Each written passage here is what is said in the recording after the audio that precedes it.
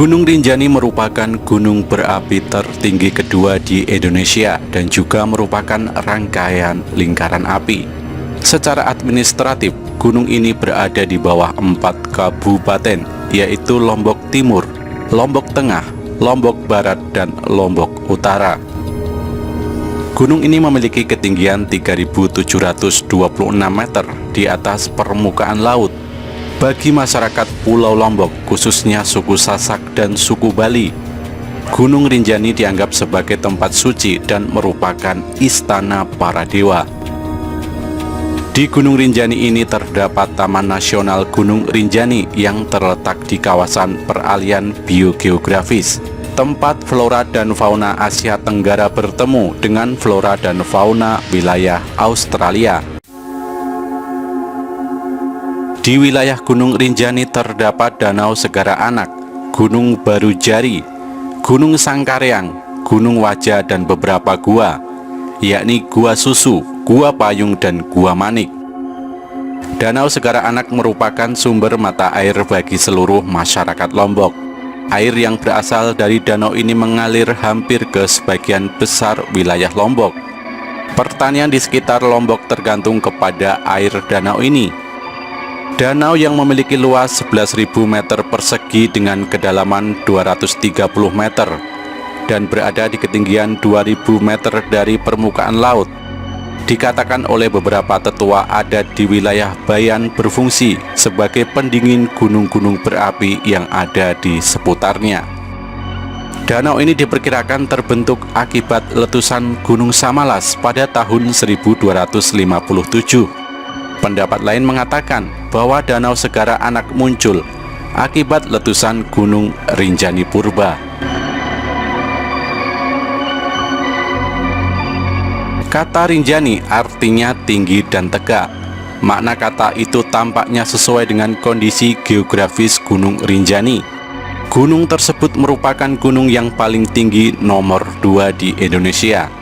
Selanjutnya, nama Gunung Rinjani sangat mungkin berasal dari kata Rara Anjani yang berubah menjadi Renjani dan selanjutnya menjadi Rinjani. Sehubungan dengan kata Rara Anjani, di daerah Lombok Timur dapat ditemui desa yang bernama Desa Anjani. Demikian pula gedung pertemuan di Mataram yang diberi nama Gedung Dewi Anjani. Hal itu tentunya menunjukkan bagaimana masyarakat sangat menghormati dan menghargai nama tersebut meskipun sudah tidak sepenuhnya mempercayai mitos ini. Namun pemerintah Kabupaten Lombok Utara justru menjadikan Gunung Rinjani sebagai lambang kabupaten tersebut. Pada lambang tersebut secara khusus yang berhubungan dengan Gunung Rinjani disebutkan sebagai berikut. Rinjani disebutkan sebagai pusat kosmos yang merupakan orientasi kosmologis masyarakat Sasak pada umumnya dengan menyebutnya sebagai daya. Pusat kosmos dan konsep masyarakat Sasak merupakan pusat kekuatan magnet bumi dan kekuatan spiritualitas, sehingga seluruh arah diorientasikan ke arahnya, misalnya dalam orientasi penataan ruang.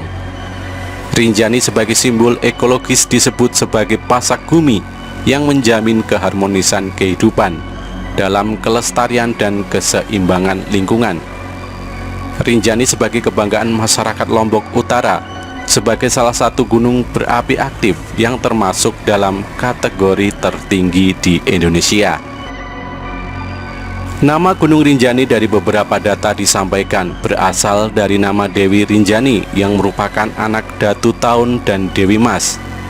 Namun data lain menyatakan bahwa nama Gunung Rinjani sangat mungkin berasal dari kata Rara Anjani yang berubah menjadi Renjani dan selanjutnya menjadi Rinjani seperti yang dikenal sekarang ini. Di sisi lain ternyata ada nama gelar untuk Sultan di Kerajaan Lombok, yakni Sultan Rinjani, yang merupakan anak dari Ghaus Abdul Razak yang bernama asli Zulkarnain.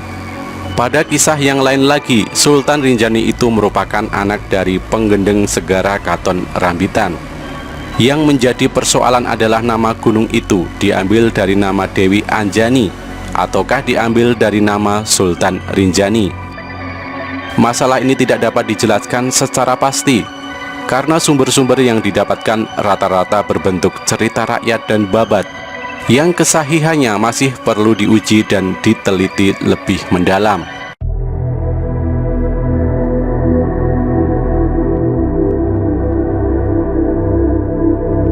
Di samping persoalan arti kata, nama Rinjani juga berhubungan dengan kisah-kisah yang dipercayai oleh masyarakat setempat. Gunung Rinjani diyakini oleh penduduk sekitar dihuni oleh komunitas bangsa Jin, yang sebagian besar mereka beragama Islam. Bangsa Jin itu dipimpin oleh Ratu Jin yang bernama Dewi Anjani. Dia bersemayam di puncak Gunung Rinjani. Dari puncak ke arah tenggara terdapat sebuah lautan debu atau kaldera yang dinamakan Segara Muncar. Konon pada saat-saat tertentu dengan kasat mata dapat terlihat istana Ratu Jin. Pengikutnya merupakan golongan jin yang baik. Kisah mengenai Dewi Anjani juga terdapat dalam manuskrip yang berjudul Doyaneda. Pada manuskrip itu dikisahkan Dewi Anjani yang memiliki julukan Ratu Mas Prawira mempunyai sepasang burung yang sakti, yang berparuh besi melela dan berkuku dari besi melela pula. Dalam cerita itu disebutkan bahwa sepasang burung inilah yang mengais-ngais gunung, sehingga gunung tersebut menjadi datar dan menjadi sebuah pulau. Pulau baru itu dinamai Pulau Sasak karena rapat oleh pepohonan. Suatu hari Dewi Anjani diingatkan oleh Patih Songan akan pesan kakeknya Nabi Adam supaya mengisi pulau baru itu dengan cara mengubah sekelompok jin bangsawan menjadi manusia. Ini merupakan kisah mengenai asal-usul terjadinya manusia di Pulau Lombok. Bagi masyarakat Sasak, terutama generasi lama menghayati cerita itu seperti cerita tentang leluhur mereka yang benar-benar terjadi, dan mereka menghormati Dewi Jin yang bernama Dewi Anjani. Pada bagian lain, yaitu di bidang ilmu mistik, kuasa gaib Sang Dewi Anjani sering diungkapkan dan menjadi teks sebuah mantra. Demikian pula para pemangku pada waktu mendaki Gunung Rinjani masih sering melakukan upacara mohon izin kepada Dewi Anjani terlebih dahulu sebelum melakukan pendakian, yang disebut dengan upacara menyembih. Upacara lain yang berkaitan dengan keberadaan Dewi Anjani yaitu upacara kesuburan, yang berkaitan dengan kerja bercocok tanam dan panen pada masyarakat lama, sering dikaitkan dengan berkah Sang Dewi. Pada masa sekarang, perubahan tata nilai pada kepercayaan dan bahkan teknik pertanian yang disertai upacara semacam itu sudah jauh ditinggalkan. Namun demikian masih bisa dijumpai pada kelompok masyarakat tertentu saja atau pada teks mantra dan pujian.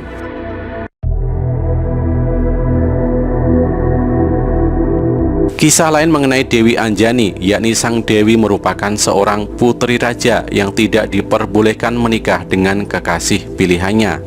Kemudian pada suatu tempat, dalam mata air bernama Mandala, sang ratu menghilang. Ia berpindah tempat dari alam nyata ke alam gaib. Kisah ini terpampang pada pamflet yang berjudul Cerita Rinjani. Cerita lain mengatakan bahwa kisah Dewi Anjani berhubungan dengan penyebaran agama Islam di Pulau Lombok. Sekitar abad ke-16, penyebaran agama Islam dilakukan melalui pantai utara Bayan dan dari arah barat sekitar Tanjung. Pembawanya adalah seorang syekh dari Arab Saudi bernama Nurul Rasyid dengan gelar sufinya Gaus Abdul Razak. Dia menetap di Lombok bagian utara di daerah Bayan.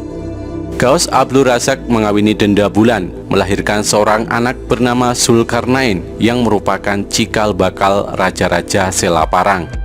Selanjutnya, Gaus Abdul Razak menikah dengan Denda Islamiyah dan melahirkan Denda Khomariyah yang populer dengan sebutan Dewi Anjani. Hampir mirip dengan kisah sebelumnya, bahwa Dewi Anjani anak dari Gaus Abdul Razak, juga menyampaikan bahwa Dewi Anjani adalah anak dari Denda Islamiyah yang merupakan istri pertama Gaus Abdul Razak. Sebelumnya, Denda Islamiyah disebutkan sebagai istri kedua. Yang berbeda lagi adalah Dewi Anjani pada versi ini memiliki 2 orang saudara laki-laki, yakni Syed Umar dan Syed Amir. Sementara saudara Dewi Anjani hanya satu orang, yakni Zulkarnain.